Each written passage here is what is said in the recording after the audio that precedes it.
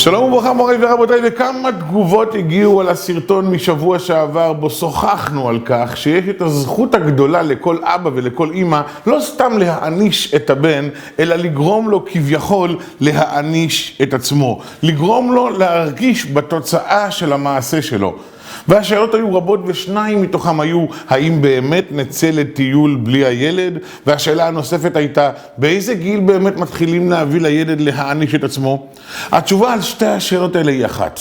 כולנו הרי יודעים שישנם עונשים שלא מענישים לעולם כי הם עונשים כבדים מדי. אם כל המשפחה יוצאים ביחד לטיול שנתי ואחד מהילדים לא מצטרף אליהם, זה שווה למלחמת עולם.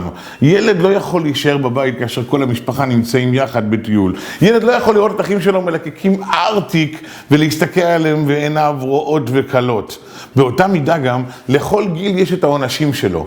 המחנך האמיתי בסופו של תהליך הוא האבא. המחנכת האמיתית היא האמא.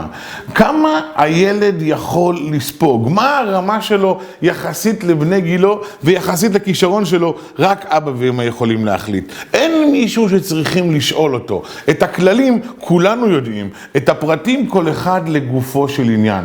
עונש שילד לא יכול לשאת לעולם לא מעניקים לו. עונש שילד לא מבין על מה הוא קיבל לעולם לא מעניקים לו. ועונש שהילד לא רואה כתוצאה על מעשה שהוא עשה, גם לעולם לא מעניקים. אנחנו אמורים לעבור את שלושת השלבים האלה, לפי הרמה של הילד, לפי ההבנה של הילד, ורק כך מבין הילד איך החטא ועונשו קשורים ושזורים זה בזה.